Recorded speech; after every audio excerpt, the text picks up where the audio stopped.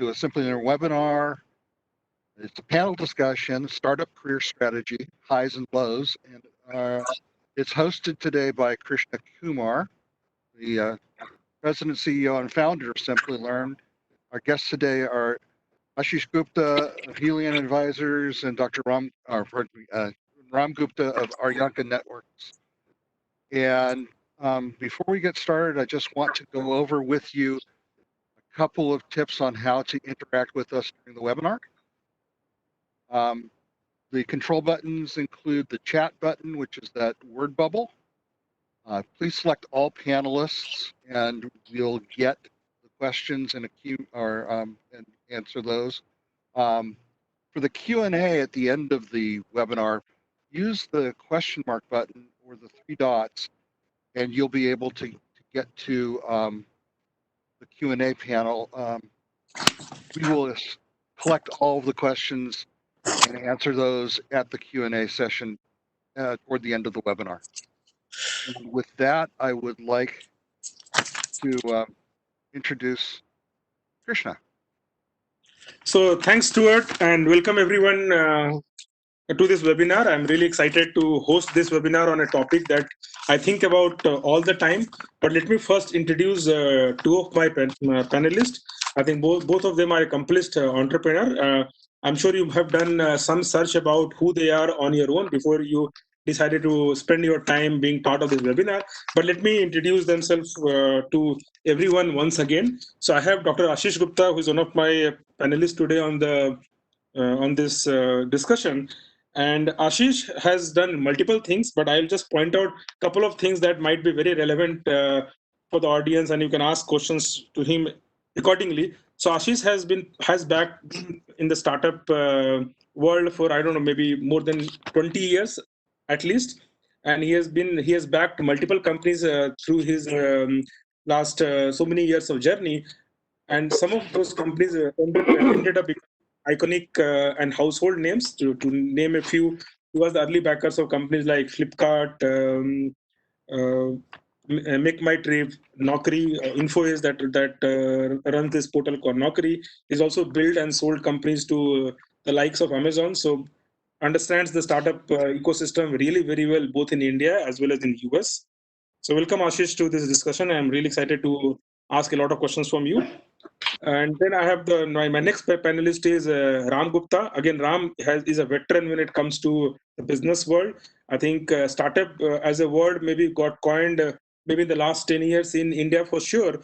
But Ram has been building and scaling companies and working towards their exit for many years before a startup word got introduced to the Indian dictionary. He has been part of multiple companies that got exited by being acquired by the likes of IBM, Oracle, HP. He took multiple companies to public, and today he actively advises a lot of high growth startups. And one of his companies that became into limelight and became a household name is Postman. I'm sure those of you who are from the B2B world must have used that company or must be aware about what Postman does. And one thing that is common between both Ashish and Ram is that both of them are on Simplilearn board, and I get to interact with them quite often. But today I'll not keep anything related to Simplilearn in this discussion, and we'll focus on generic topics and try to answer a lot of questions that comes from audience who are part of this webinar. So feel free to keep writing your questions and keep writing it on the chat window. I'll pick up those questions as and when I find them relevant on the topics that I'm going to take up during this discussion. So Ashish and Ram, again, welcome to the show. The first thing that I want to ask both of you before we get started with the flow of the webinar is that, see, startup is a very positive word in today's business world for sure. And all kinds of companies are using this word, right? So what the word says that a startup is something that just got started, maybe 1 year old, maybe 2 year old, maybe 3 year old. But there are companies who are maybe as old as 10 years, but they still use this word startup.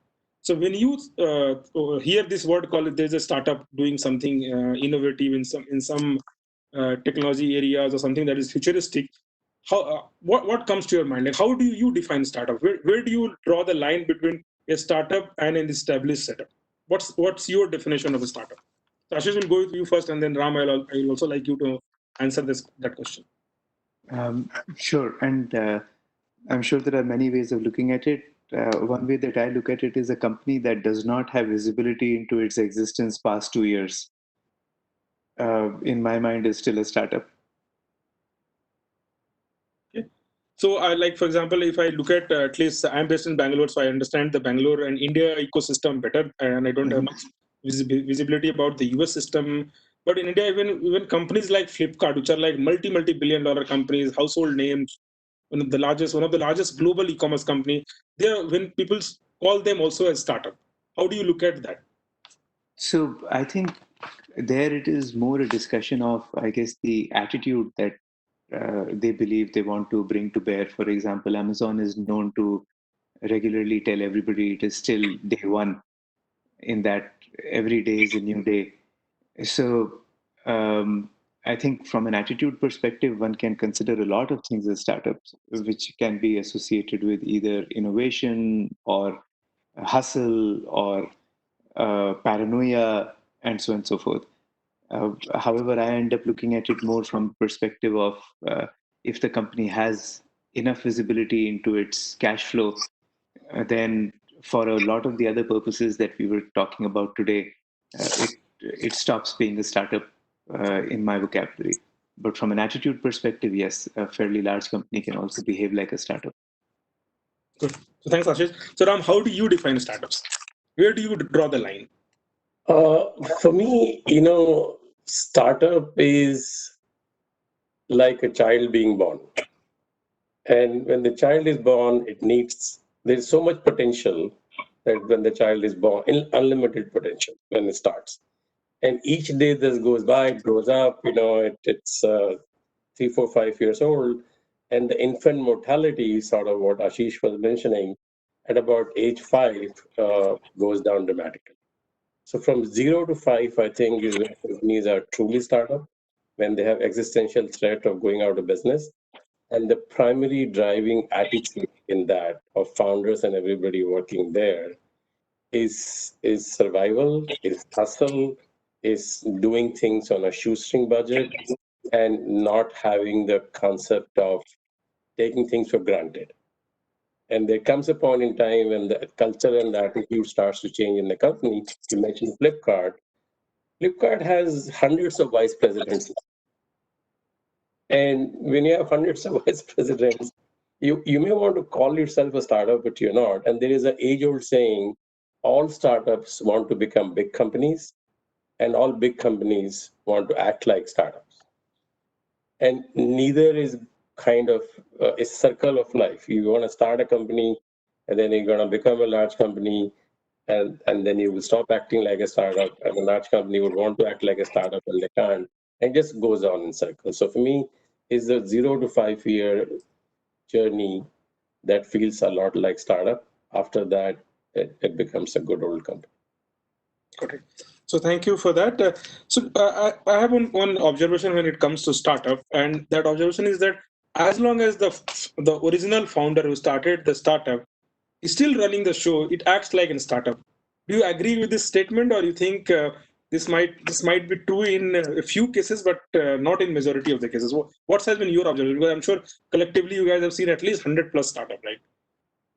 My observation has been that, like even Google, right? Larry is still was running it. Larry Page. It wasn't a startup after a while. It changed completely.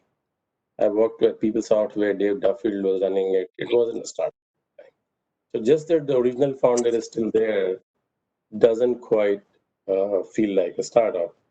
There's another way to think about it is when the company loses its hustle to and it's a controversial statement, but I'll make it, to the process. When the process takes over innovation, there's a point in time in company when the process takes over innovation.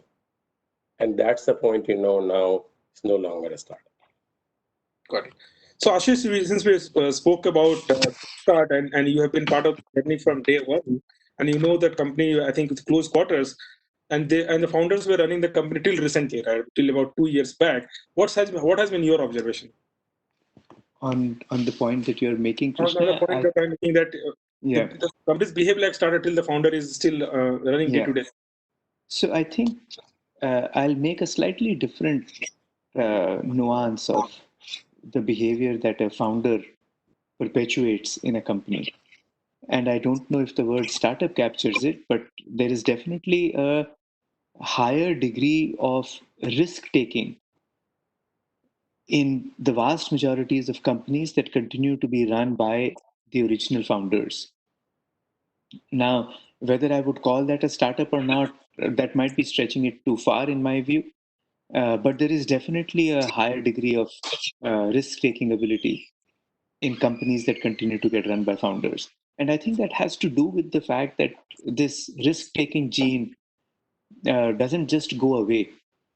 And that can be seen in a lot of companies across the board, whether it be the current technology behemoths that a lot of us are seeing. As I mentioned, Google until recently was being run by Larry or Facebook or Amazon or even Oracle. Interestingly, the fact that Larry Ellison continues to run the company, I think a level of uh, risk taking that exceeds professionally managed companies is definitely there. I wouldn't go so far as to call them startups, though. Correct. I completely agree. Now I'll move back to the next point that I wanted to discuss is that, see, if you look at some of these tech hubs like Bangalore, Bay Area, and many other tech hubs, there's a lot of fascination in people to join startups, especially the technology startup, right? So you have been part of many such startups and you have been interviewing and hiring people, advising CEOs and boards that what kind of talent you should hire. So when you look at candidates who look forward to joining technology startup, now why the startups are hiring, we know as a management team pretty well, right? There's a need, there is a growth, and you want to hire certain kind of people. But when you look at from those prospective candidates who join this technology startup, what's on top of their mind? Like, why do they look at joining startups? Do they look at joining because they think that this is the in thing to do, or they look at that as a shortest way to become rich? Because a lot of startups end up becoming real large company and giving a lot of good financial outcome to people who are part of the journey, or you think that startups have this notion in the job market that startups provide a culture where you can do a lot of innovation and you have a lot of flexibility to make decisions. What are some of the things that you have seen from the candidate perspective, not from the employer perspective, when people look at joining startups? You want me to go first, Krishna? Yes. Okay. So it changes from geography to geography, by the way. So I remember a friend who's been at Microsoft for 25 years moved to the Bay Area, and he was telling me that now whenever he attends a party and people ask him, "What do you do?" and he says, "I work at Microsoft," and then they ask him how long, and he says 25 years. After that, nobody talks to him. So, uh, so I think it changes very seriously depending upon what geography you are in. So in some places, it is just cool. If you're in Hollywood and you're not got an idea for making a movie, chances are you're in the wrong place. So part of it is just the kind of people who show up in Bangalore or in the Bay Area. Uh, they are more inclined to go work in a startup. So some of it is a self-fulfilling prophecy. In terms of some of the other reasons that I have seen, a lot of people end up going to startups because they believe that they themselves want to become an entrepreneur at some point in time. And therefore they want to touch their teeth earlier on. For me, the highest reason that I have seen though is peer pressure, which is seldom a good reason to be working in a startup, but turns out to be a frequent reason why people end up working in startup.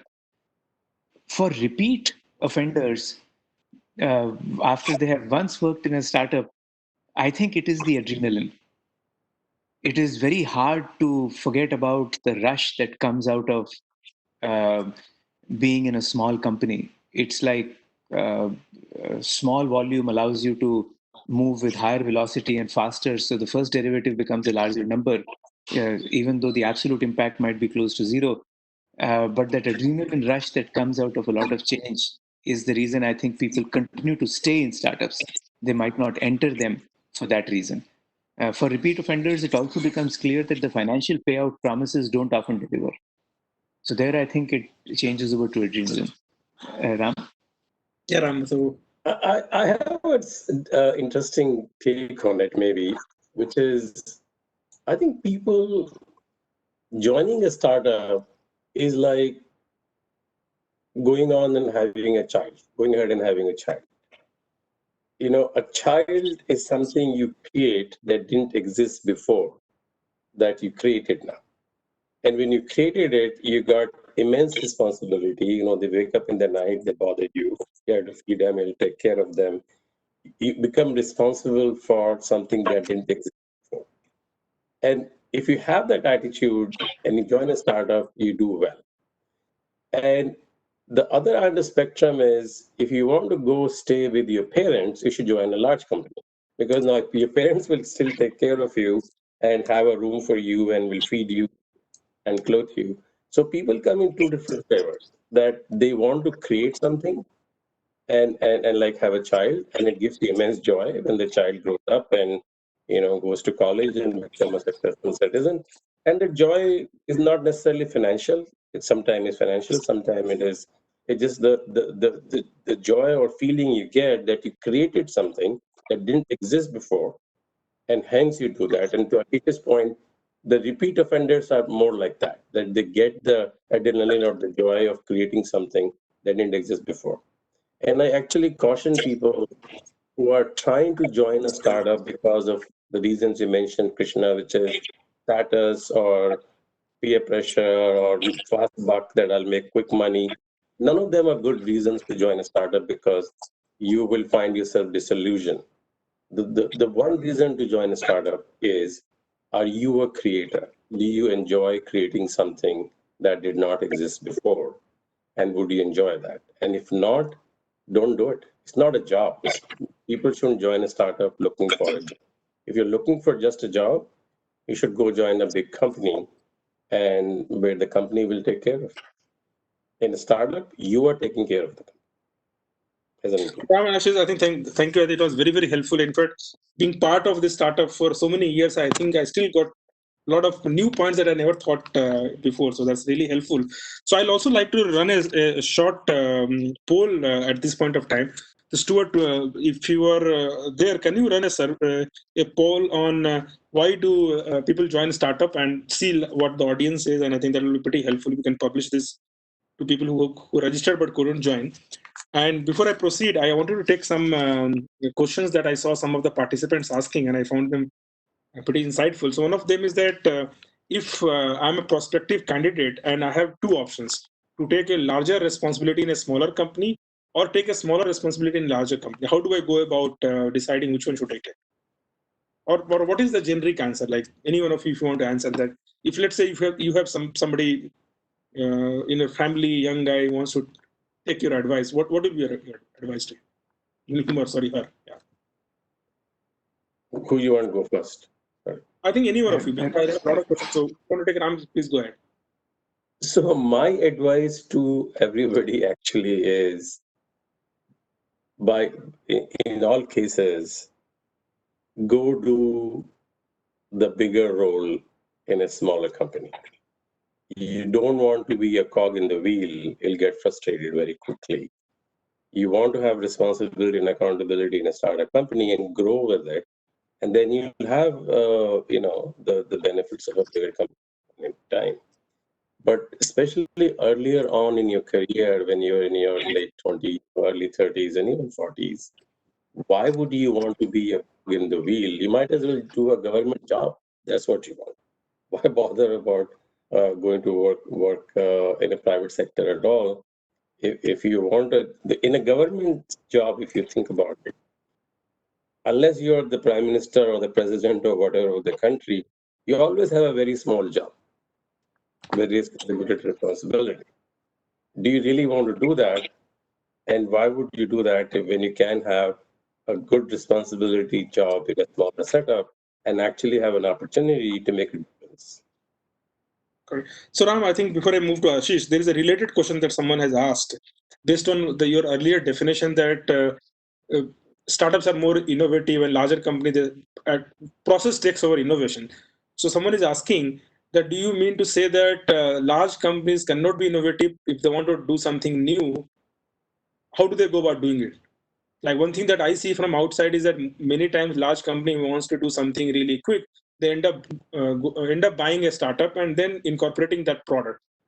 Have you come across examples where large companies, they wanted to do something, they wanted to move fast, and they indeed acted like a startup, incubated something, and really scaled it successfully? So suddenly a team within a large company starts working like a startup because there's a new product line or a new business idea.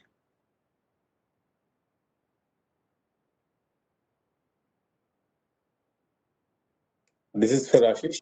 Yeah, this is from you because you gave that definition. Somebody has asked the question on that definition, that you say that when process takes over innovation, that's where the difference between a startup and an established company is. Krishna, I think it'll be good if you just call it out for Ashish Yeah, or sure. me. So, right. Yeah, okay. Yeah. Ashish sir, go ahead. No, this question was for you. Oh, Because you okay, had okay, that okay, definition. okay. Yes, okay, okay. So my perception, having worked now for 35 years, it is next to impossible for large companies to work like startup. They all want to, they all talk about it, they give speeches about it, and the only option they have, they get caught up in this quagmire of P&L and quarterly reporting to the Wall Street and earning per share, and taking $50 million out and invest in a project becomes almost next to impossible. So the only path left for them is to buy a company. And you see that all the time, and not only in technology, by the way, you see that in pharmaceutical. You see that in other industries as well, that after a certain size, innovation gets very hard and inside the confines, and it's only done outside, and then you buy them. And Cisco used to do it before, but they'll actually aggressively spin out a company from their own employees. Now, you could argue that why couldn't they run a team within Cisco? And the thought was that once you run a team within the company, you get caught up with the same thing. You're still part of the same HR, same finance, same building, same infrastructures, other people away.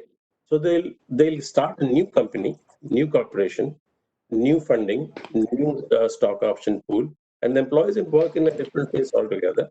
And if it worked out well, Cisco had the first right to buy it. That model worked well as well. And so I have rarely seen a large company pull out any technology innovation quickly. Mostly it is done by startups. So Ashish, I'm moving on to you. Again, a related point. I see a lot of large companies like you talked about Cisco. I think pretty much any large, all of them have now this concept of incubation. So they start identifying ideas which are somewhat related to the big domain that they operate in, and every year they have batches of startups that they incorporate. Some of them they fund also, and some of them they just give them ideas about how can they go about scaling them. I think like Microsoft, I know has a a startup ecosystem, or they call it a program. I think accelerator program. And mostly accelerator kind of program wherein they identify 10, 15 companies every 6 months and spend some time with a hope that these companies will scale, maybe eventually become part of their supply chain. So have you seen this kind of systems working? And if someone is working, if someone is in a large company is looking for a startup kind of experience, is that the team to go for? What has been your experience, if you're aware about that? So this word incubator is about as badly abused as the word strategy or any other words that often get bandied about. And so I'll use a couple of specific instances of incubators, Krishna, and tell me if that it helps address what you had in mind.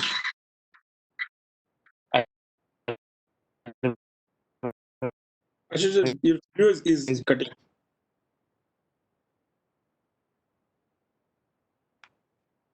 Well, I think we lost Ashish. Krishna, do you want me to try it? Yeah, Rama, while we get Ashish, it will go. So I think these incubators, like Ashish was saying, are multitudes of things for multitudes of people. And in large companies, when they do their incubators, I think it's just a way for them. And we will Sorry, help them Ashish is prosper. speaking. Go ahead, Ashish. Ashish, I think you're not able to see you and not able to hear you.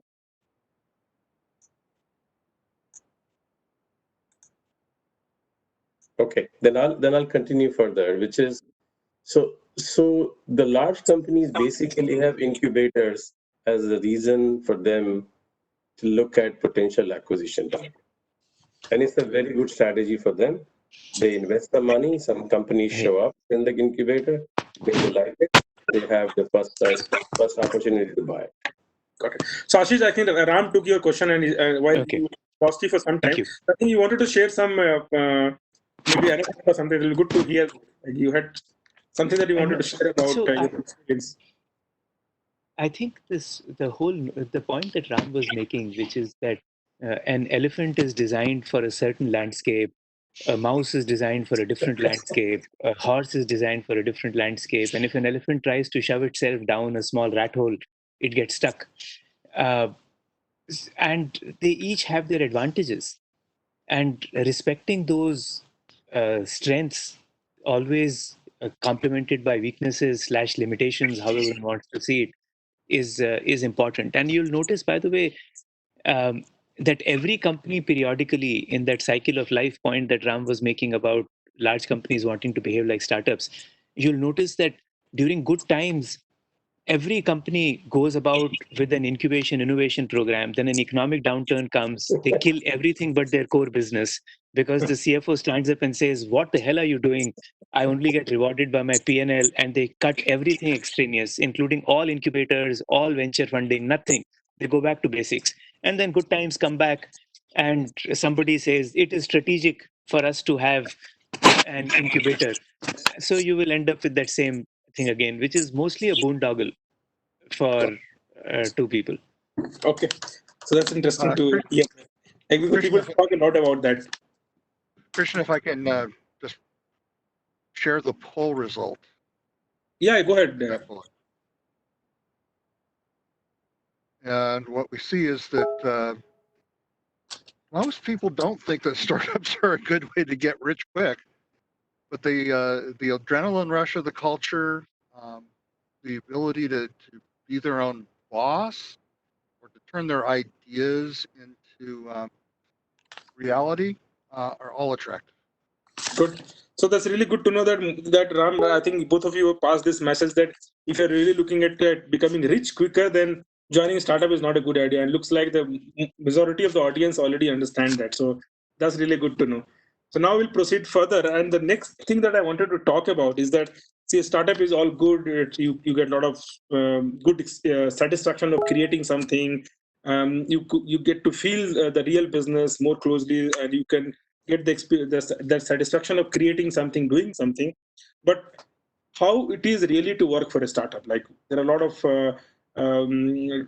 talks around that if you work in a startup, you hardly have your personal life. It's like working 16 hours a day, all days in a week. You get burned out, and it's very erratic, right? So there is no pattern to it. So at some point in time, you get confused that whether we are going in the right direction or we're not going in the right direction. There is competition. There are big companies. There are funded competitors. All of them net all of them give a lot of stress. So is it really a right place for someone to go and work for? So how do they decide whether I should go and work for startups or let me just rephrase this question. If I am a prospective candidate, how do I do my own self-assessment whether this is the right place for me to go or not?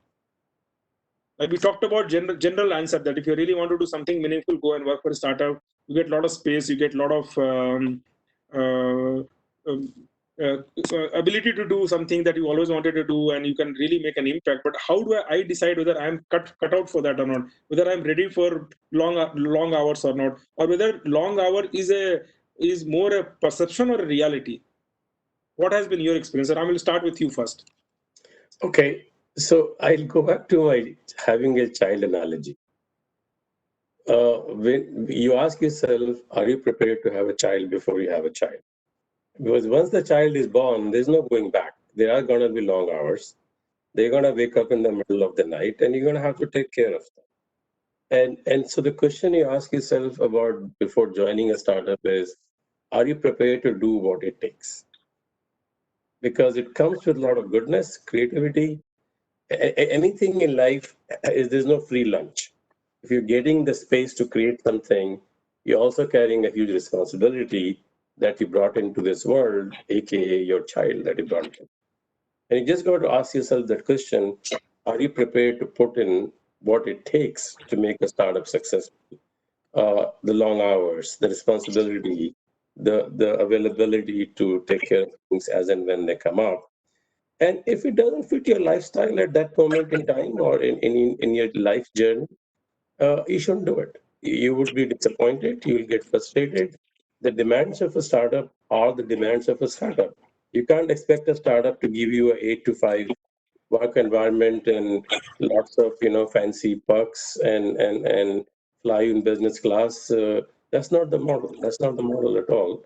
And I think I find a lot of discontent in the valley right now, Silicon Valley, where a lot of people join startup from like Google and other companies, expecting the startup to treat them like they were in Google, where you can work, not work, show up, not show up, do anything, have frappuccinos in the office, and get paid $400,000. And if a customer calls at 6 p.m., you say, "Hey, I'm off the clock," etc.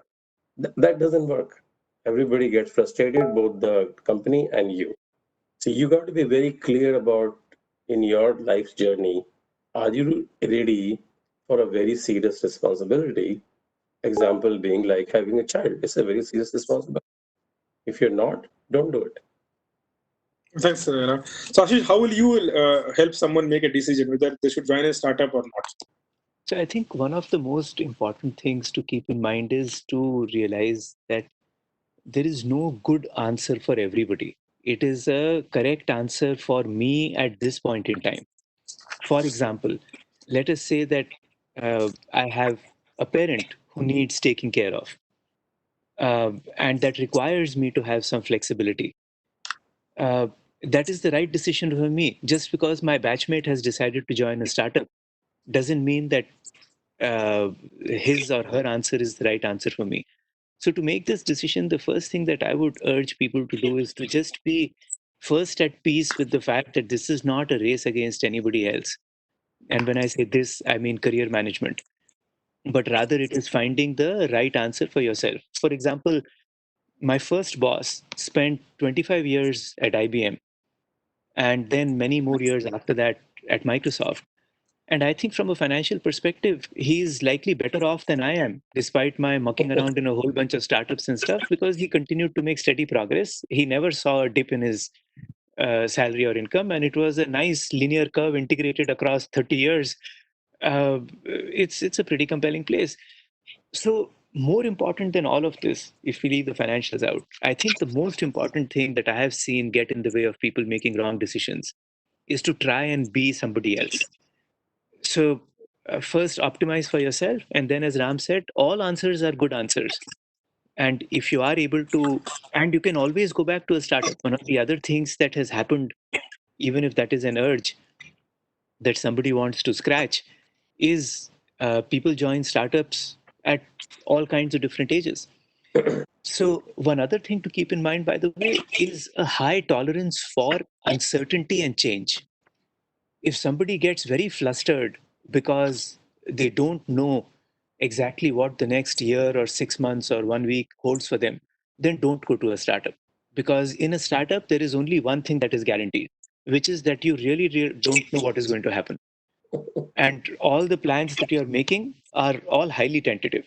So that is probably the other criteria I'll throw in along with what Ram was mentioning, that you should have a high tolerance for change because everything is going to change. And So, Ashish, Krishna, I'll just quickly add one thing to Ashish's point about age. And I see a question pop up about age. Any time is good to do a startup if that's what you want to do. And start a startup. And a great example is Dave Duffield, who started Workday when he was 65 years old. And a great example. He's 65-year-old. He starts his company Workday, which has gone on, as most of you know, to be a very large, successful company. So there's no age for it. It's an attitude. And to Ashish's point, it is a point in your journey when you are comfortable taking it, you should take it. So Ram, a very interesting point, and here I'll also give an example of a Bangalore-based company. So my neighbor works in Happiest Mind. He's the senior vice president there, and he's talking about how his boss, Mr. Suta, who's I think close to 80 years, he's taking his company public again, and he's very excited. He said that he's 80 and he's very excited that he's taking the company public next month. So Ashish, based on what you said, I have one observation and a question that I'll start. The observation is that you said that your boss worked in IBM and Microsoft for such a long time, and he's financially better off. So you're actually smashing all Indian entrepreneurs' hope, because the India media calls you the most successful angel investor in the country. Somebody who was part of really a lot of big story like Flipkart, Naukri, MuSigma, and I don't know how many more. Just smashing everyone's hope. And so please treat that as, I have never asked him what his net worth is. And I'm also a poor money manager as far as non-startups are concerned. So we'll treat this as a comical interlude, and we will move on to other topics. So Ashish, I'll move on to the next topic, and I'll start with again this time with you. Is that we talked about age, at what age you start a startup, and so when you look at hiring in a startup, so one of the trends that I have seen is that when the startups hire, or generally the companies which are like still being considered themselves as a startup, which might not fit into the definition that you guys gave, they always look at has the person worked in a smaller setup or so-called startup or not. And when the resume shows that okay, somebody has worked in IBM for 20 years and then they want to move to startup, it becomes a strict no. And the thought process is that, oh, this guy has worked in IBM, he will be like very process driven, he can't gel into our culture, he'll not be agile, and so on. So when someone is thinking, and it might be vice versa also, maybe somebody is joining an IBM also, you have done you've seen a scale that doesn't even figure in our scale, right? We always look at 1,000 times the number that you are used to managing or seeing and delivering. So now if someone is a young professional today and they are thinking about building their career, should they look at working only in a smaller companies and have that kind of experience on their resume, or they should look at a mix of maybe working for a couple of years in a startup, then maybe in a large established company, maybe then again coming back? So they should look at this mix and match. What will be your advice, and how do you see that resume versus something which is like only one kind of companies, or a mix and match? How do you look at that? Yeah.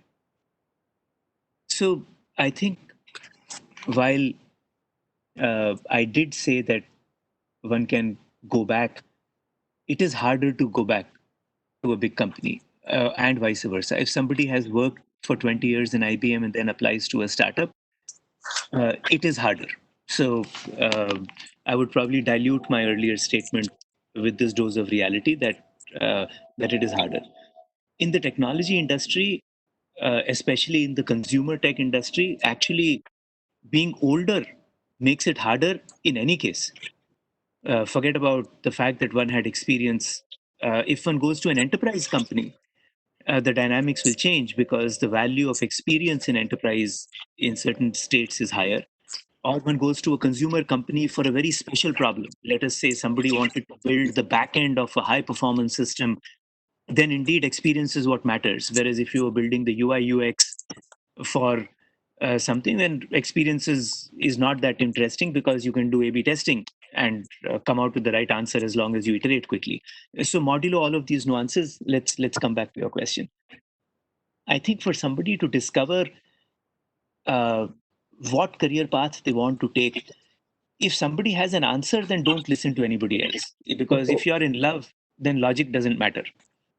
So this answer will apply to people who are trying to arrive at an answer logically as opposed to emotionally. Emotional answers always trump because we find logical reasons to justify our emotions. Okay. So we are talking about people who truly are saying, okay, what is the path I should take? If I'm early in my career, I would actually try out. I'm given enough latitude that people don't consider me a job hopper. So I would try out 2 years in one place, not 1 year, because 1 year, it takes just to find the bathroom. I would spend 2 years to figure out what an experience means, to try out for myself as to what works for me.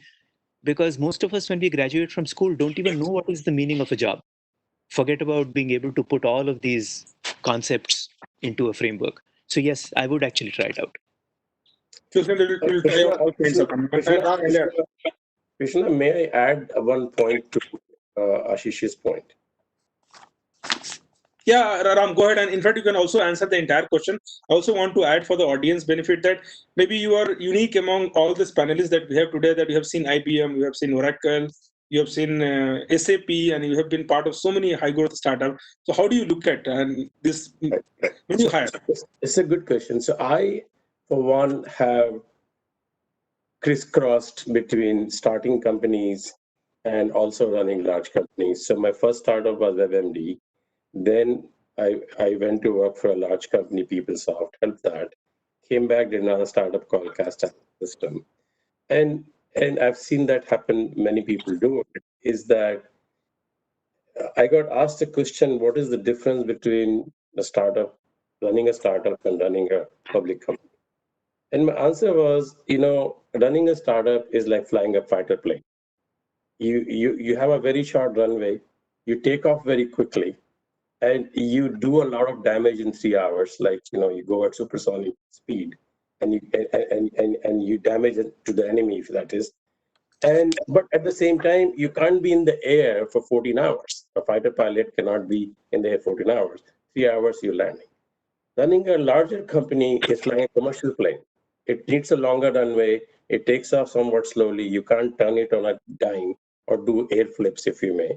But you can fly it for 17 hours and go nonstop from San Francisco to Auckland. Now, these both things have different skill set required. So when you do a startup, you're exercising certain kind of skill set or learning certain kind of skill. And when you run a large company, you learn somewhat different set of skills. They are not the same. And so the experiences as you grow in your career, having done both sides of the equation, if you may, you round out your experience set in my mind. So to Ashish's point, I think it's a good idea for young people to try a large company experience and try a startup experience. That first of all helps you figure out what you enjoy more, but also shows you skills and teaches you skills that are important in your future journey. So Ram, just a follow-on question to that. So you're saying that prospective startups will value both the experience. That's what you're saying, or you're saying that if you are in a specialist, so you've been a fighter pilot all your life, and here is a very important war, and we don't want to take a risk of trying someone who has not done that and who has not done it multiple times. So do you think the general will take a risk on that fighter pilot who has done it multiple times consistently and always gets it? Or someone who's more experienced, who has been a commercial pilot also, who has been a fighter pilot also, who do you think the general will select in such a scenario? I think that's a very interesting and very smart question. So I think in a startup journey, there is a point in time when you need a fighter pilot. And as you start to grow and you reach a point, now you need a commercial pilot.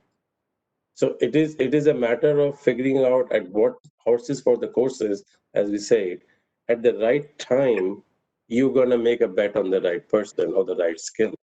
But like we said earlier, startups evolve and they grow, and then they need bigger skill. Now there's a skill to manage a lot of entropy or uncertainty, but then you want to scale the company. You want to go from now 10 million to $100 million.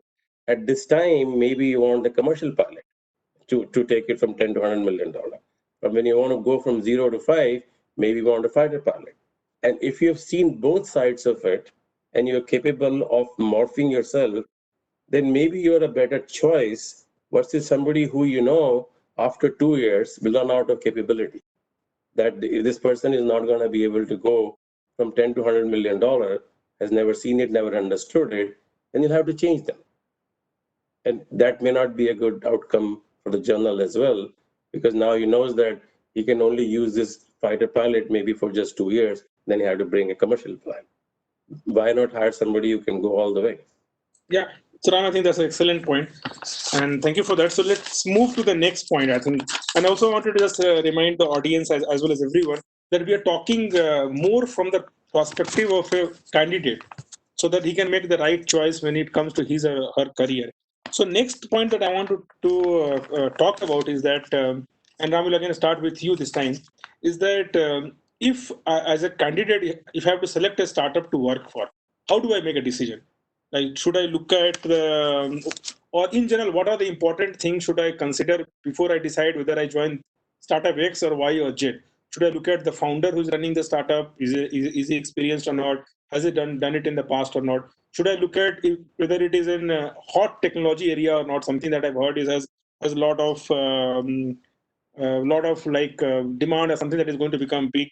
Or should I just rely on my friends that if they have worked in such a startup, they're having a good time and they're enjoying the journey, I should simply join them. So if I have to look at making this decision whether I should go for referral or should I go on technology, should I go on founder's track record, or should I go on something else that I've not thought about? How will you advise someone to make a decision? I think that's a very, very interesting question and a good question.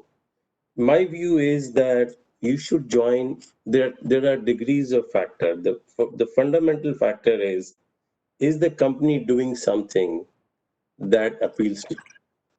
That is the most important part. That join first decision metric for me is the mission of the company. Is the company creating something that appeals to your heart? And to like Ashish's point, emotion always trumps intelligence. And are you emotionally aligned with the mission of the company? That to me is the highest objective. If you're aligned with the mission of the company, everything else will fall in place. If you're not, you may get, your friends there or the founder is a good guy, you still would not be satisfied because the mission doesn't mean much to you. Then it's just a job. So once the mission is aligned, I think the second key factor then becomes the founders. Are the founders doing this startup for a cause, for a purpose, for changing something in this world, or they are there for a quick buck? If the founders are there to make a quick exit out of it, chances are you'll be disappointed again. That's the second factor. Mission alignment and the founders, why they're doing it. If those two things check out, in my mind, the rest is just gravy, just noise. Ram, that's really, really helpful. And I want to just point out one observation is that when I talk to anyone in Silicon Valley, or for that matter, any startup, I think most of the startups say that we are a mission-driven startup. There are startups who say that we are the mission. Whereas I don't see that word being used so often in the Indian ecosystem as much as I saw in Valley. In fact, Valley, I'm yet to meet someone who says that who says that he's not working in a mission-driven startup. So that is very interesting. Ashish, what will be your pecking order when you have to advise someone to make a decision to join a startup, or which one, assuming they have multiple options? So I was actually in the same place as Ram, problem and people, because those are the two things that you have to go back to. Every morning you have to go back to the problem and the people. If you don't like those, then who cares what will come 5 years later, if it ever comes. So nothing more to add, because I would end up complicating a simple framework. Got it. So Ashish, that's very helpful. So I'll again have a follow-on question related to the same topic of selecting which startup to work for. So when we read about successful startup, like iconic ones who become like global household names going forward, and if you look at the startup's journey as written by the founder or somebody who's been very close to the startup, one point that is pretty common across all these startups is that founders or the people who are running the company talk a lot about culture. That if you have to define one reason why we became successful was culture, and it is across all kinds of startup. So what has been your experience? Like, we have seen so many journeys, whereas when both of you gave the answer, you said that the problem followed by the people. The culture didn't figure that out. So how do you look at that point? Yeah. So the people manifest themselves as culture. So if you were to model people as nodes, culture is the edges between the nodes, because that is how they manifest who they are. And so the two are very synonymous at one level. So, this word culture is a very interesting animal. And there was the founder of Zappos is a very interesting guy. And he's also written a book which I read many long time ago. I don't read that many books, unfortunately, but this is one of the few books that I thought was an interesting one. So I don't remember the name, but I'm sure you all can find it more efficiently. He had given a talk once in Mysore, and that talk is stuck in my head. Um, I think one of the elements of culture which I find is most important is the consistency of what one says. So it is less important about what one says. It is more important about whether one does what one says. So, which is why often you find people say, oh, Amazon's culture is so different than Oracle, is so different than Google, is so different than HP, yet they were all successful companies. I think what matters in culture is, do people do what they say? So you can definitely listen to what they say, but then pay attention to, are they actually doing that? For example, Zappos had a reputation of firing arrogant people. One of the elements of culture was, we will not tolerate arrogance. Now the question is, will you fire your best programmer if that person is arrogant? If you don't, then it is very important to go and cut that thing off your culture list, because it is not culture, it is just bullshit. So in my mind, my I come down to just one element of this culture, which is, do people do what they say? Because then I can deal with all the rest of it. So Ashish, I think a very good point, and for the audience, I just want to call out which book you're referring to. I think the book name is called Delivering Happiness, and I've also read that book, and indeed it's a great book written on how we went about building the culture. And Ashish, hold on, I think I have some other important questions that came based on the response that you gave. So culture, I think I agree to your point that it's all about people, but still, I think the same people in one setup behave differently compared to another setup. Like, I'll give you an example. See, venture funds in general are pretty low on people count. Like, they'll have at max maybe 20 people. Okay, and you used to run, still run Helion Ventures, and I see multiple startup who came out of Helion Venture, right from the Lyceus to I don't know how many startup, how many funds came out of Helion. So what was different? Like, what did you do different? And there are similar story being told by like PayPal, right? The PayPal mafia is a pretty popular word on internet, that they build multiple billion-dollar companies came out of that. So what was different? So I think the most important thing to keep in mind here is that the venture fund is irrelevant in the culture of the company. Simplilearn's culture will be defined by you. No offense meant, not by Ram, not by me. Why? Because you show up every morning, every evening, every night. है ना? We go back home. And when the fire burns, you are the person who's running around with the fire extinguisher. We wake up next morning and say, missed call from Krishna.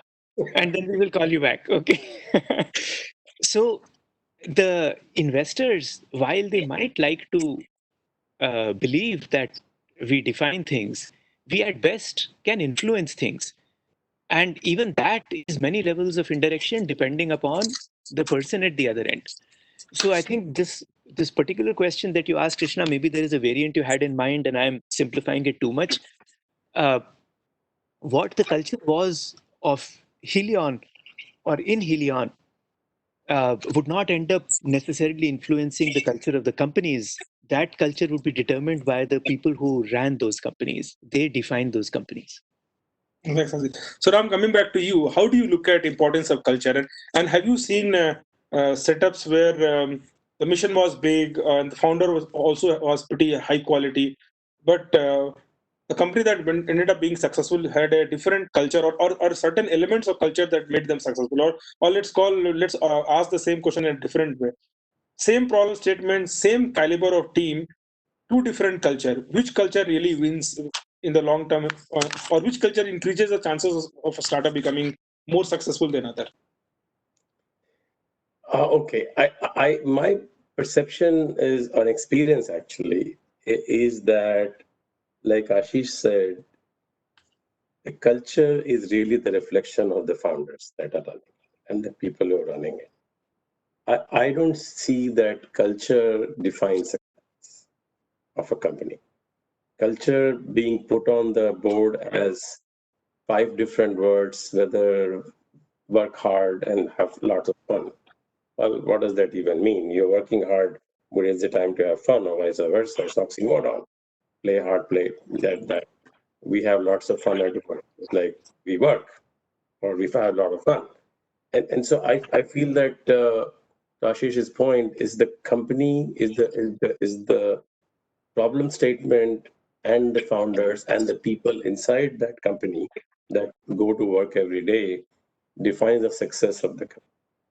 It's the culture is a manifestation of that. And to Ashish's point, the same problem statement, same founders, if they stick to what they say, that is, whatever the culture is, XYZ doesn't matter. If they maintain that XYZ culture, they would succeed. Often what you find is companies would have culture statements, but that's not what they're actually doing inside. The behavior is very different from the published culture statement on the website or the internal website. And that is a recipe for failure.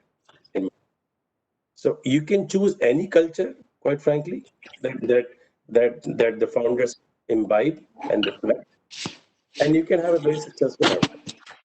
Or you can choose any culture but not imbibe it and just keep it out on the website, and you'll have a very bad outcome. Got it. So what I'm hearing both of you say that any culture is good as long as you stick to it. It's not just a lip service, you mean it and you practice it, and people could feel that, right? So you don't try to just say that I become like that company, wherein you're just saying that, but you're not practicing that. Right. And Krishna, so for example, if you look at Oracle is a much maligned company for some elements of quote unquote its culture. There are plenty of people who are there for decades. So it will also depend upon what works for the person. So it does come back to not a universal answer. And therefore, my only request where I was going with that is would exhort people to not get too caught up in value oriented or judgment oriented statements, not value judgment oriented statements. That because often, especially with founders, the external world likes to pass judgment because that is what we like to do in any case, especially with somebody who occupies a position of prominence. It is very important that we should all judge that person. Somehow we feel compelled. So don't put too much stock into that, because the word arrogant, for example, is often used to describe people who are just honest. I would rather deal with a bluntly honest person than with a polite liar. Now, if the first person is called arrogant, then inshallah, give me that arrogant person instead of this polite snake. Now I'm insulting a snake. But so just keep that in mind, that please go past the superficial judgments that get passed on a lot of people because we all feel obliged to judge. No, I think perfect, Ashish. So with that, I'll just take another poll. So Stuart, maybe you can run another poll on what does the audience think that what it is really like to work in a startup. I think there are a couple of options that we had. Maybe we can run that poll and we'll see what the audience has to say. And then we'll move on to some of the interesting questions that I see on the chat window. And one of them is something that I think I also come across when a lot of people meet who want to be an entrepreneur and they're considering ideas and they're working somewhere, they're not able to make the decision, which is that I want to become an entrepreneur.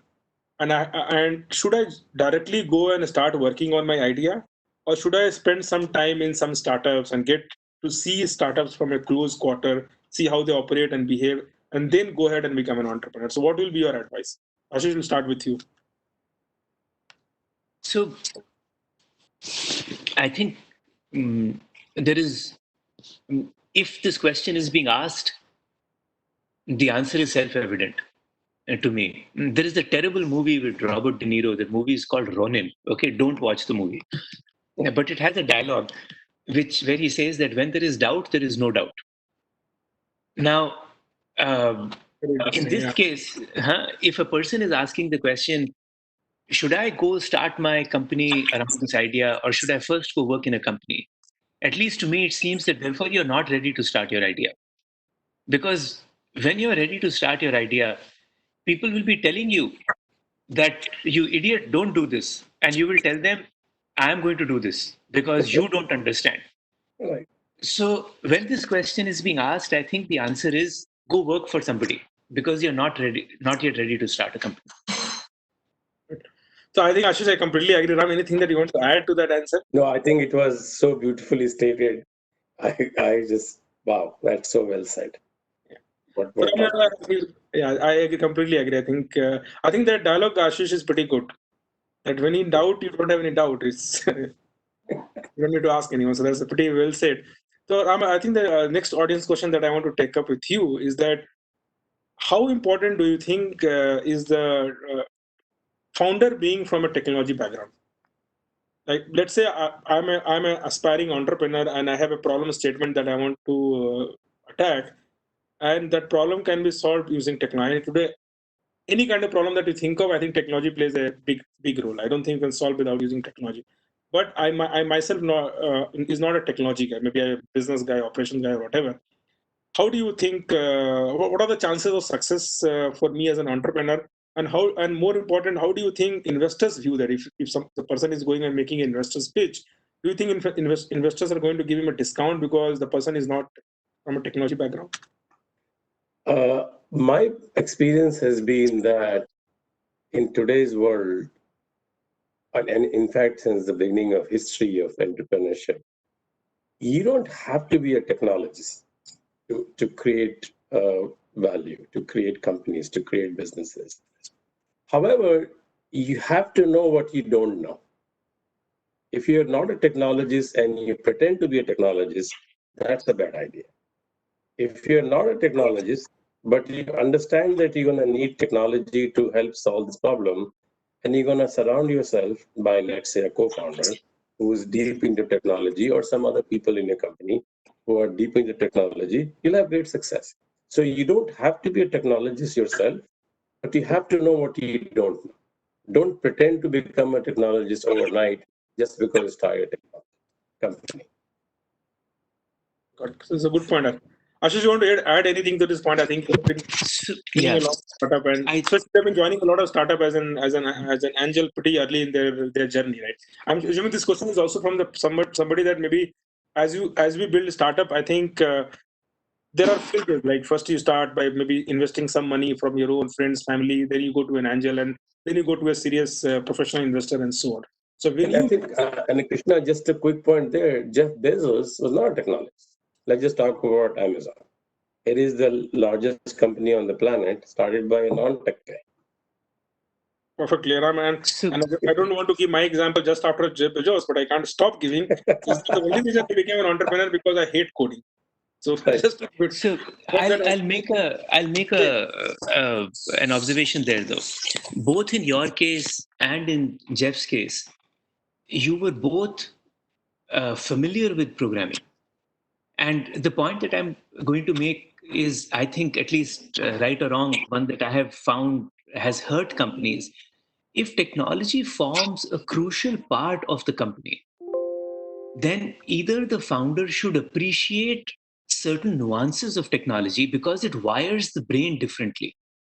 A person who understands how code and data works thinks differently than a person who does not. So that appreciation either should be present in the founder, or the founder should have a co-founder with them who has an appreciation. They don't need to be coders, but they need to understand the power of software. And I'm not doing a very good job of saying this. It's like knowing the taste of something. No amount of description can help you appreciate the taste of something till you have tasted it. And one thinks of it very differently. Okay, so this might not make any sense, in which case, feel free to send me an email later, guys. What I'm saying is that if somebody brings the tools of old fashioned 3-tier distribution to a technology led e commerce company, that person is going to get their ass kicked. They need to appreciate that when you apply data processing, analytics, fundamental things change in supply chains and so on and so forth, which if they have to learn by getting beaten up time and time again, they will never survive. So this is a good point, and I think I just have a little deep dive question related to technology. So when you look at hiring technology talent, I think there are different scales. So let's say a Series B kind of funded company, which is decent, like, so they have proven their product market fit. They're already in the business. Maybe their total team size is say 200, 300 member, and maybe the technology team is 70, 80 member big. When they hire technology talent in their team, they pay a certain amount of money. Now, when you look at some of this technology giant, and let's take example of Amazon again. If Amazon pays somebody at the same, hire somebody at pretty much at the same level, maybe they'll pay 2x of that amount, or maybe sometimes 3x also. So at the same level, when someone is hiring a technology talent paying X, and somebody another company is hiring and paying 2x, how do they judge?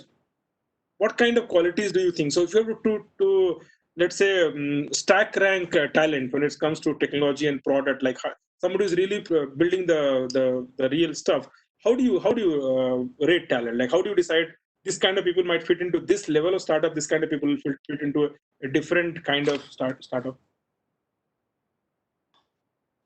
I'll pass this on to Ram. This is too hard for me. Or further simplify, right?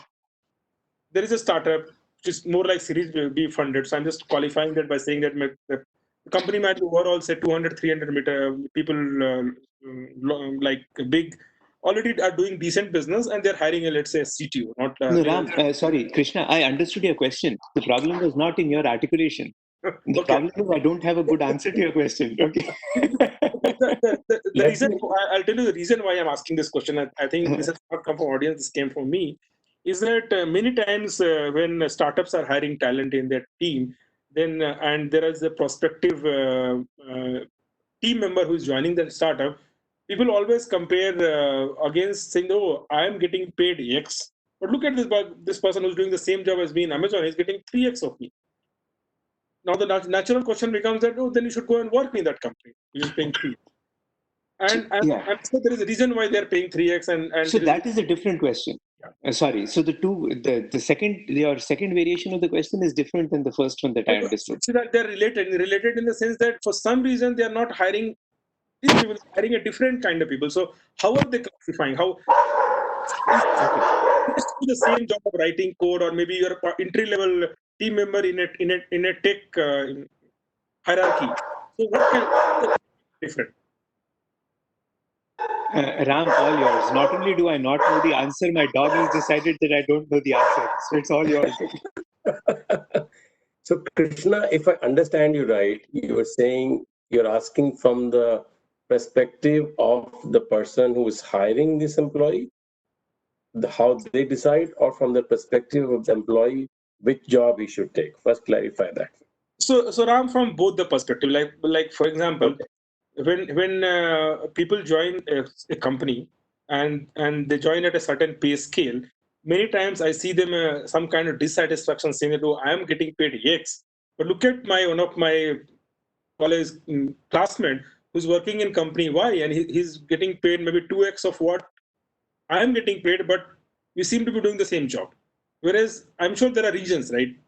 See, 10, 20, 30% variation is okay, because it's not there's no exact science. I think I understand your question then. So to your point then, obviously there are big variation. And for the similar looking job, if you may get X dollars in a startup, and you may get 2X or 3X dollars in a larger company. And however, when you as a candidate or a person trying to decide between the X versus 3X, you have to again ask yourself a question. Why do you want to do a startup? If you expect a startup to pay you 3X, you're going to be disappointed. You shouldn't do it. You are joining a startup because you want to help create something. You're joining a startup because you enjoy working in some autonomous fashion. You enjoy the adrenaline. You enjoy the rush of controlling your own destiny. If you want to be a cog in a wheel and get paid good money, by all means, you should take the job that is paying you 3x, but then be very cognizant that you're not making decisions. You are now being told what to do, and that's what you will do for the 3x money you're going to make. You're going to sell your soul for that extra money that you just took. And it's a personal choice you made. And there's no judgment here in my mind. Again, if you are happy to be a cog in the wheel and get paid more money for that, by all means. If you want to control your own destiny and create something and get paid less in the beginning, but as we also know that the salary is just one part of compensation, the equity that you get in startup is likely to make more money. Uh, uh, Unlike the person Ashish mentioned, I have done both public companies and startups. I have made far more money doing startups for my own self, and I've been in very prominent public company. You got a lot of salary as compensation, but even then, I made more money in doing startups. So financially, it works out eventually. The salary might be lower, but the total compensation worked out better, and I had more fun. Great point, Raj. So now I think I'll also ask another question somewhat related to that, or somewhat related to the entire topic. Is there a right time to join a startup? Like some of this audience are asking that right now there's a pandemic going on throughout the world. There's a lot of uncertainty. Should I join a startup at this point of time? Or Good, very, I'm very good. phrasing it by making it more generic. That is there a timing of joining a startup? I think this is back to where Ashish mentioned the movie, if there is doubt, there is no doubt. There is always a good time to join a startup. There's never a bad time to join a startup. All crises, all economic, financial, political crises you have seen in the past are sources of opportunity. Only in the time of crisis, innovation is born. And there's saying, don't let a crisis go waste. And there's a reason for that, because when there is a challenge, there are problems that need to be solved that didn't exist before. So and in fact, if you look at even venture funding, some of the best performing funds are the funds that were started in the downturn, the funds that were raised in 2001 or 2008 to 2009, etc. So in fact, I have a contrarian view of the world, which is now is the best time to join a startup because this would give rise to so much opportunity. I think Ram, great point. It reminds me of a story that we have read during childhood time, right? That Leo Tolstoy story that says that who is the most important person in your life, right? And the answer is that you are the most important person in the life. Exactly. I think I completely agree to that. Now, even though this whole panel discussion was about joining startups and all the questions that we took up was related from a prospective joiner's perspective, but since we have investors on panel, I think people want to ask questions, and I'm just taking that as a last question for the day. So, Ashish, there is a question specifically for you because there is someone who's asking you is that on what criteria you fund a startup, and more importantly, on what criteria you reject a startup. And I'm sure there are multiple reasons. So it will be good if you can help us understand, say, top 2 or 3 reasons, which is a tick mark from you, and top two, 3 reasons that is a strict no-no for you. So it's a very hard question to answer. And if there was a good answer to this, my failure rate would not be as high as it is. And so therefore, please take this answer with a very large bag of salt. Um, but given that the question has been posed, I can only duck one question. Krishna had made that very clear in the rules of the game. As, so, um, so some of the things that I personally like is a company that is going after a problem in a space that is new. And that is because then more mistakes can be forgiven. And it is also because I don't know any space very deeply. So diligence becomes easier for me. So examples of new spaces, for instance, in my older investments, MuSigma was done at a time where analytics was, there were no outsourced analytics players. So the opportunity was therefore that you can make, Daksh was similarly, there was only one outsourced BPO player, which was Spectramind. But there was only one, and the belief was there would be hundreds. So one, I like new spaces because then good entrepreneurs who are smart can make mistakes, and those mistakes don't necessarily kill them. The second question, therefore, it follows is entrepreneurs that I think are quote unquote people that I think will succeed. What is that? In that, among the few most important characteristics in my mind, one is at the top is intellectual honesty. And intellectual honesty means the ability to accept facts for what they are, as opposed to try and imagine a world as you would like it to be. Because if I can accept facts for what they are, then maybe I have a chance of solving a problem. Otherwise, I don't even appreciate the problem. Outbound skills. whether you have to convince people to join, you have to convince investors to join, you have to convince customers to join. You need outbound skills. The ability to think big but execute small. You don't climb Everest by just thinking of Everest. You got to just keep taking one step, and yet think of Everest. So those are some of the things that I find are important in entrepreneurs. Some of the things that are showstoppers in my mind. One of them turns out to be if there are people who are well, they're converses of what I said. So I need to think of something outside of what is not a converse. Um, they all turn out to be, I have not thought of it as negatively as what are the attributes. I keep thinking of things positively. And the reason why I'm saying that is because at the end of the day, the only decision I can make is whether I'm ready to join a journey. I have learned over time to not make a decision on whether that journey is a fruitless journey, because the number of times I've been proven wrong is so large that, Krishna, I don't have a good answer to your question as to is there a marker for this is not a good startup? Because what the hell do I know? So many companies turn out to be fantastic startups, but it was just that I was not ready to jump into them. So I don't have a good answer to your question as to what are markers for saying no. It's more looking for markers to say yes. So Ashish, I think fair point. I think I also read somewhere by one of the very prominent Silicon Valley venture funds saying that if they would have made investments in companies that they pass, they would have made maybe 100x more return than by making investment in the companies that they invested. So I think for any prospective entrepreneur who's looking at starting up, if there are more people saying no, there are chances that you'll become super successful. So you should take but take that with a grain of salt. Okay, by that token, we would start building a perpetual motion machine. Okay. Yeah.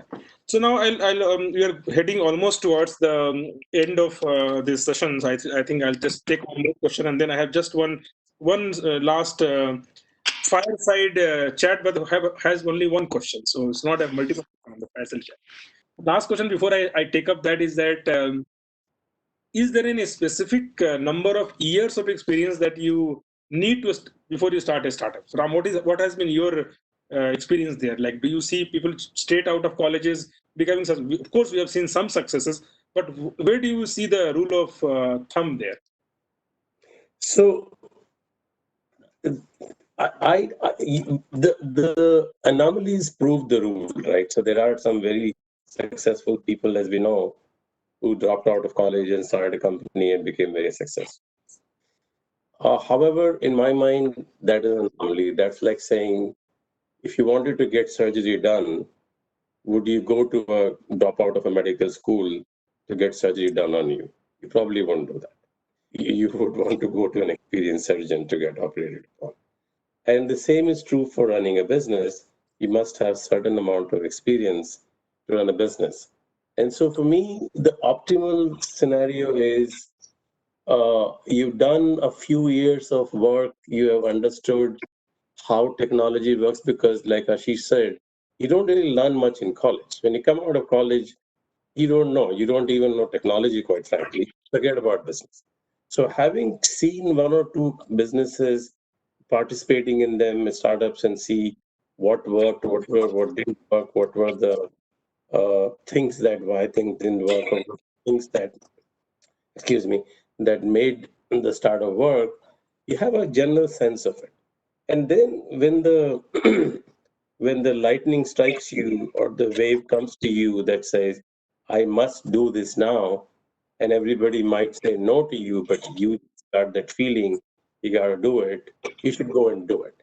But you have improved your chances slightly by, like Ashish also said, that you will make mistakes. You'll make a lot of mistakes, but you've improved your chances of making some less mistakes, because some of the obvious ones you have seen already before in your 2 or 3, 4 years of working experience in a couple of startups. So my ideal time would be spend 2, 3, 4 years doing 2 or 3 working at 2, 3 startups, and now you're ready to do your own. No, I think very helpful. Ashish, what has been your experience? I think you also started first pretty much out of college, right? Or maybe within a very less period of time, right? I did two failed jobs. I worked for IBM for 1 year, had a wonderful boss, missed that opportunity, worked for Oracle for 1 year, had a wonderful boss. And so it was more my problem than the company's problem, but I indeed pretty much was out of school when I started. I think a lot depends upon the space. So, for example, let us say you want to start a security company. If you want to start a security company, chances are you don't know what the problem is unless you have been in the security space for a while. That might hold true for a number of enterprise oriented products. If, on the other hand, you're starting Snapchat, chances are if you worked for too long, you can never imagine Snapchat because you've become too jaded. It requires a certain element of madness. So now, unfortunately, there are no rules. So please treat these all as blind man and the elephant kind of exercise. So this is one perspective to carry with you, that it also depends upon the space. Then within the space, it depends upon being objective about what it takes to. So let us say that I have a fantastic idea on security and I'm just out of the school, but I believe that it is very, very compelling.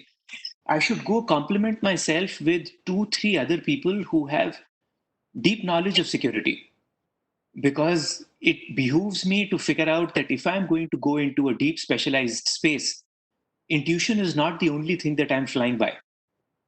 So if I'm making sense, in addition to trusting oneself, also ask what is the maturity of the space is one. So Krishna, to your point, I became an internet entrepreneur in the online retail space at a time where online retail was basically starting out. So we made all kinds of stupid mistakes. I thought I was starting a database company. It became an employment jobs classified portal within the first 3 months, and then became a comparison shopping site within the next 12 months. That can tell you how well we knew what the hell we were doing. Good news was, because the space was evolving and because the people who were around the table were quick on their feet, we evolved in line with where the market was evolving. So I think just that is something to. I'm not sure if this made any sense, but I would. I don't have a. I think all times are good times, but depending upon the space, the relevant experience needed needs to be either brought to the table by the founders or complemented relatively quickly so that they're not a smoking pot. Ashish, great point. I think when you gave this example of Snapchat, the one thought that came in my mind was that with all my intellect, if I have some, I could never imagine that why the hell somebody uses TikTok. और मुझे अभी भी समझ नहीं आता यार. Okay, I still don't get it. Okay. Right. So I'm sure somebody who started knew something that nobody ever thought that there is something like this that existed, right? So completely agree. There are areas that we don't know where experience becomes. So if anybody comes to with me to an idea like TikTok, I say just get lost. It's like such a stupid thing to do. Why are you wasting your time and you are giving something for everyone else also to waste their time? So now we are at the end of the webinar, Ashish. I think I'll just make one small line and I request you to complete that sentence. And I think the last thing that we are doing here on this webinar is that if you have to complete this sentence, don't join a startup if you dash dash dash. What will be that? Ashish will start with you. Don't join a startup if you can't deal with change. Can't deal with change. Ram, for you, what will be that? Don't join a startup if you don't join a startup if you want a very structured environment to work. Good. So while the sentences are different, I'm hearing that the meaning is same. That if you can't deal with change, and I had to work very hard to come up with different words. Sorry, Ram. So you're completely aligned. So I think I had a very good time talking to both of you on this topic. I think it was very interesting, and really thank you for your time, and thank you, Stuart, for organizing this. I think I'm done with whatever I had, and maybe you can take it over. Yes. Thank you so much. Hey, thanks, thank guys. you. Thank you all very much. And I would invite our audience to join our next webinar, which will be 1 week from this evening. Beyond the Textbook, Decision Analytic Principles for Data Scientists. Dr. Brad Pally is a lead technical manager at Salesforce and his area of research is how decision science affects data science and vice versa. So again, thank you all for being here, and you can get in touch with Simplilearn through our various channels, and I'm sure you can find our panelists through their social media channels as well. This is the end of our webinar, so please do log off at this time. Thanks. Thanks. Thank you. Thank you, Ashish Ram. Have a good day. Bye-bye. Bye. Thank you, everyone. Have a good night. Bye-bye. Or good day, depending upon where you logged in. Bye-bye.